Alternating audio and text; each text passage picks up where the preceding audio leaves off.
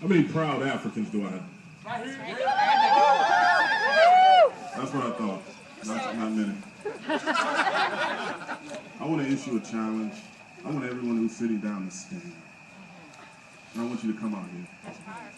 Because a lot of times, where we are in space and time dictates what our behavior might be. And we've been sitting down long enough. Right. And I also want to issue another challenge to my white allies. I want to do the inverse. I want my white allies to come up front. Right. And I want my blacks and Hispanics and Native Americans and Asians to be on the outside. Right. On the outside. We've had your back for quite some time. We can do it a little bit. All my whites, to the front, all my whites. Come on. There we go. That's close enough. I might get hot with what I say. I don't want you to. I got some white up in me too. Right. But I say, where are my proud Africans at first? Because, that's what we were before they told us we were black. And if it wasn't for whiteness, we wouldn't have to be black. And although I say I'm black and I'm proud, although I say Black Lives Matter, although I stand in solidarity with all of these types of slogans in order to appreciate Africans, but that's where they came and got us from. And we can talk about all of these different byproducts of racism, like black on black crime, so-called. I always put that qualifier in front of it. But we're killing one another because we began to believe what they told us about ourselves, that we're niggers. And it's easy to kill a nigger. So we have to look at these dilemmas in context. And we can't say they're all separate issues, because they're not all separate issues. They're all driven and greased by that machine of racism. That's right. And hatred. And as the evening descends on us, and I call my white, hopefully all brothers and sisters to the front, but there was a time in this country not so long ago where fire and white people and night was something of great terror to people of color in this country. And that's something that you all have to sit with. And we can have discussions about slavery and domestic terrorist organizations like the Ku Klux Klan that still exist in places like Kansas, in places like Indiana, places like Colorado and Mississippi. And many people would dismiss it and say, that you're talking about the past. You're talking about something that doesn't really jive anymore, matter anymore. But it does matter. Because people carry hatred around in their hearts with a smile. They don't have to be on the back of a horse with a sheet covering, masking their identity. They do it with a smile. They're that other guy in the next cubicle next to you. They're that teacher teaching right across the hallway from you. They're that principal who's signing off on you making less pay for doing the same job, if not more. Across industries, we see this.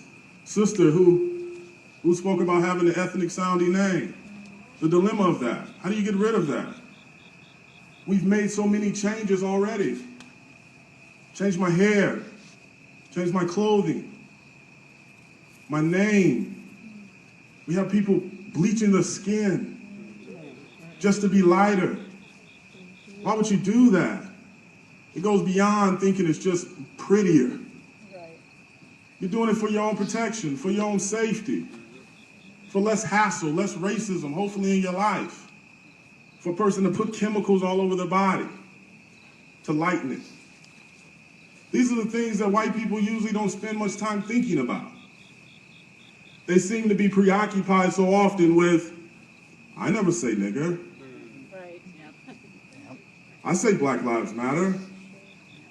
But we're Africans before we were black. Blackness is your invention, not ours. and if we were telling the legitimate truth, and if racism wasn't so much a part of what it means to be an American, then what we would say is that I'm an African, and I'm proud of that, and that I'm a Mexican, and I'm proud of that. I'm a Chicano, and I'm proud of that. I'm Puerto Rican, and I'm proud of that. And we will be able to appreciate all that means in the fabric of who we are without it taking away from anyone else. But we know it's not set up that way. And it's never been set up that way. So when you say you're an ally, you have to be willing to say more than Black Lives Matter. You have to be willing to look inside your own heart and say, do I appreciate others who are a different ethnicity than me and all that goes along with that? Because race is an illusion, right? No one here thinks that's real, right? Are we at least that far along? Yeah. That we know that that's like Alice in Wonderland, right? Because this is a late hour for people to still think that being white means something. Whiteness is a state of mind. You're only as white as you want to be. And why would you want to be? Because whiteness means death and violence. And when you say I'm white, it attaches you to a bloody catalog of violence in this country. Not just against those of African descent, but those against Native American descent, and Mexican descent, and Asian descent. It runs the gamut, and you attach yourself to that. You fuse yourself to that, and some do it proudly. I've heard ridiculous arguments in 2016 that wouldn't have jived 40 years ago. With people making arguments like, I can appreciate your blackness, you should appreciate my whiteness. Never. Never. Never. I can't appreciate it. Because whiteness is not your skin. It's your state of mind. And anytime you say you're white, no matter how much compassion you think you have in your heart, how much love you think you have in your heart, you're attaching yourself to violence. And you're aligning yourself with people who hate others. This is what you have to know. We can get people up here that'll pray with you. We'll get people up here who will cry with you. And all of those things are important. We'll have people up here who will preach to you.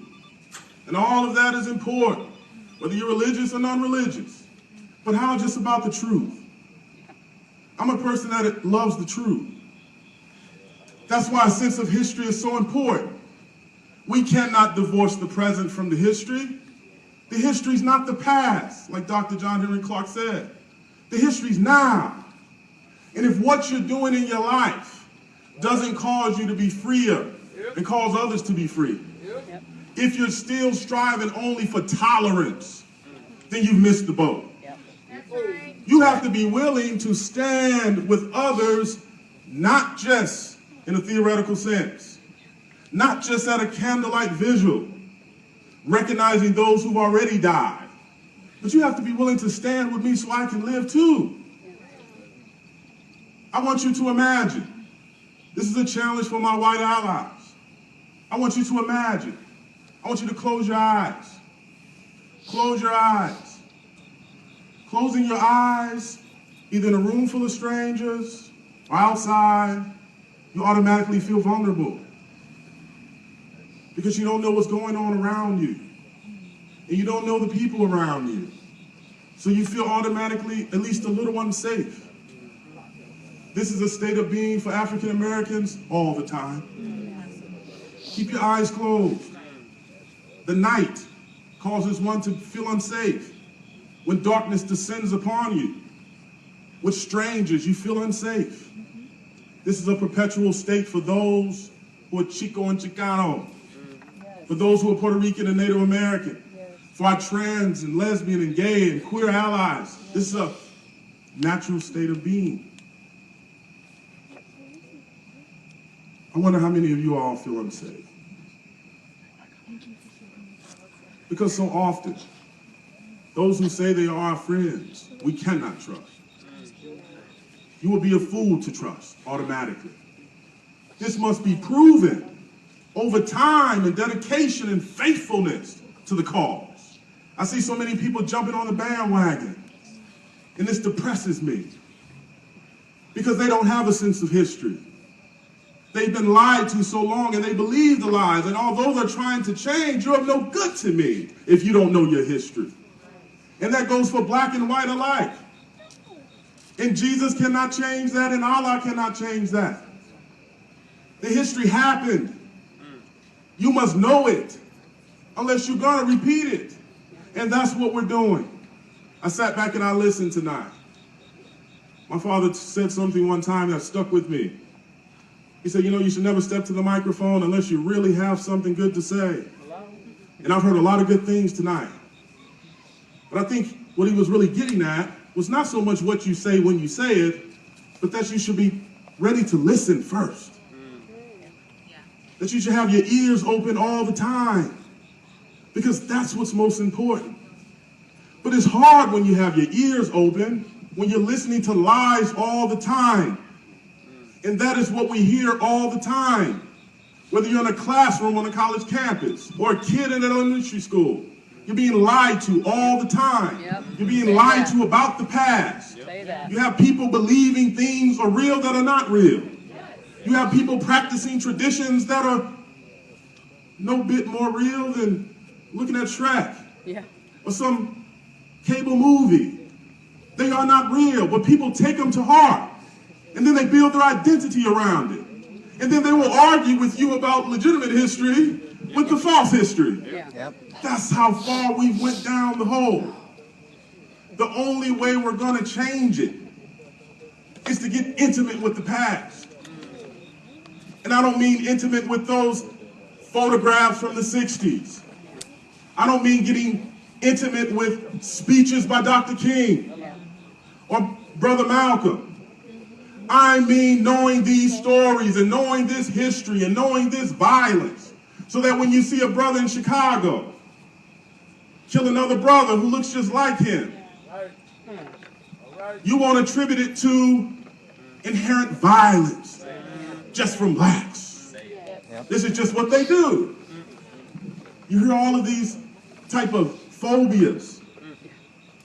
But when you put any group of people in a dire situation with limited resources, they will kill each other. It doesn't matter what color your skin is. That will happen. We've seen the Irish do it and the Italians do it. This isn't new. America taught us how to kill and taught us how to do it efficiently. We are living out the worst nightmares that we've experienced in the past. We just have social media. And we see it every single day. What are we going to do about it? What are you going to do about it? When you go home, what are you going to do about it? When you blow your candles out, what are you going to do about it? When you go to church next Sunday, what are you going to do about it? When the preacher's up there lying to you and sanctifying it with Jesus, what are you going to do about it? When you're in the college classroom and the professor is giving you half-truths about the history of this country, what are you going to do about it? All bullshit. Are you going to lie to get the air? Are you going to tell them the truth? Tell them the truth. You have to tell them the truth if you're going to change it. You can't just show up. I look at these candles and it's hard not to think about Tamir Rice. Say it. That precious little boy who was the victim of a Cleveland Police Department drive-by. You saw the video. Yes. That's a precious child who lost his life because he decided, I want to play today. I want to put the video game down and go outside and play with my toy gun, and he's dead today for that decision. Damn. He wasn't given the opportunity to be a child. Some person called the law on him, and they showed up and killed him. The man was hardly out of his vehicle before he Shot him. Yeah. Or John Crawford, who decided to go shopping and have the temerity to pick up an item for sale and walk around the store, maybe to the cash register at some point. And the law is called on him. And before he's even given a warning to put the merchandise down. He's shot dead by some hero. Someone society likes to lift up when they should be looked at as the most lowliest figures in society. If you belong to an organization who spent much of their time killing people, in the time that they weren't killing people, they were harassing people and making people feel less than them, what else could we call you but a drag of society? Where else do we allow that to happen? But because they wore a badge and have a gun and went through the academy, we assume that they are people of high character. Where do we get that notion from? People used to have to prove who they are to you before you believe that they were a person of character. But we assign this to them just because they have a uniform on. And they fold an American flag when they fall. American flags should go to the victims of American violence, not to the officers who committed. Respect should be given to regular Americans. We pay these people salary, and they kill us. We follow the laws, and they still kill us. They used to be able to lie to us, but the lies are not new. It's the same script for the last almost 400 years. If you just look right, if you just go to school, if you just pull up your pants, if you just don't talk on your cell phone outside, if you just don't show up too early to pick your kids up from school, if you just do all your shopping after hours, if you just don't live in our community, if you just keep to yourself, we won't kill you. All of that is a lie. You have African Americans in this country spending much of their waking hours trying to fit into a white man's vision of America. We spend much of our time doing that to no avail. How many proud Africans do I have? How many proud Africans do I have? That's what you wore before they told you were black. That's where they came and got you from. And while we can respect the diversity, you have to know who you are if you're going to stay in this fight. Because the nerve, the courage, the bravery it takes to take the slings and arrows, the lies people tell about you, the bad things they say, the plots they have against you. In order to take that and keep going, you're going to have to know who you are. And you're not going to have to believe what they tell you are. You're going to have to know who you are. That's the only way you're going to be able to do it. That's an ally. How many allies do I have? How many are willing to take the slings and arrows? How many are willing to lose friends and family? Yes. I have an Afro-Latino son. He's 10 months old. He has no idea what society has in store for him. I look into his eyes and I see myself at 4 years old, not knowing anything about the world but safety, because I had good parents and I came from a good home. Yet violence found me. I didn't have to go looking for it. It found me anyway. It found me on 5749 Riverview. It found me in Walnut Park. It found me in that inner city school I had to attend, who taught me nothing about the world. It found me in that college classroom, who have taught me nothing about the world. It'll find you where you are. And when it does, what are you going to do? Are you going to take that Black Lives Matter shirt off and throw it in the garbage? No. Are you going to unlike that page that you're riding so strong for now? When that friend says, you know what, you've changed, man. Used to be so fun. Now you're caught up in that radical bullshit, man.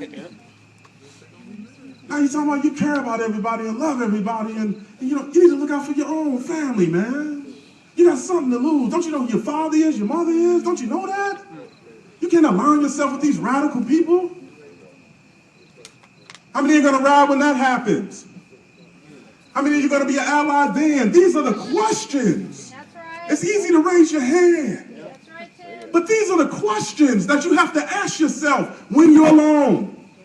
when your head hits the pillow every night? Will I ride for this? Am I a phony? Am I a faker? Am I just jumping on the bandwagon? Or am I willing to die for this? I told a church full of people on Sunday morning that everybody talks about, man, I just want to live, man.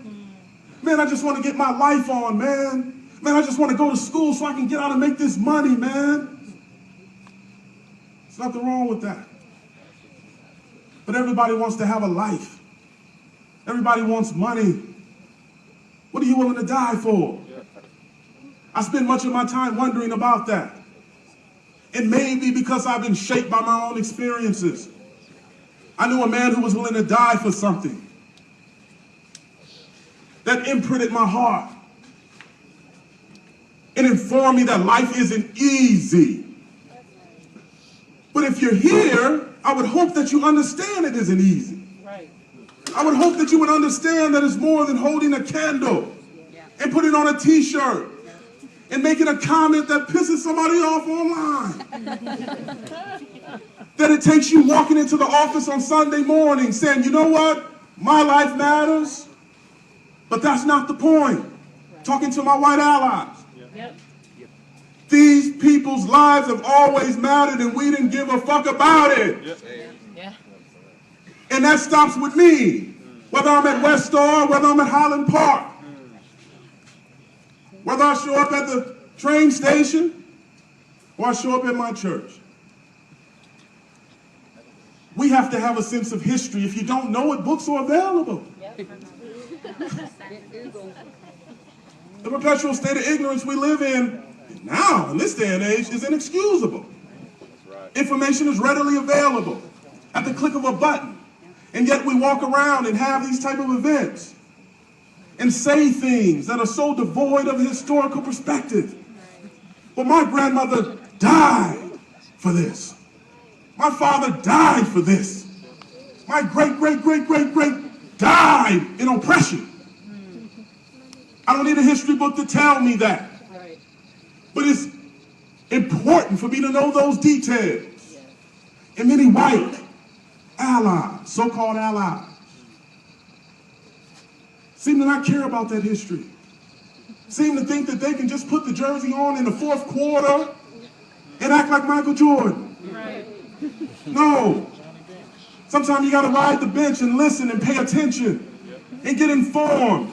So when you get out there, you will be Michael Jordan. When you open your mouth and step to a microphone, you'll melt it.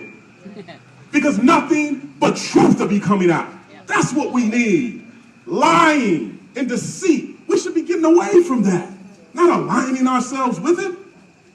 No matter whose mouth it's coming out of. We have to get on board with that. We come from a nation who show no compunction with putting cow brands in women's chests. And hanging 5-year-old babies on trees. That's the nation you say you love.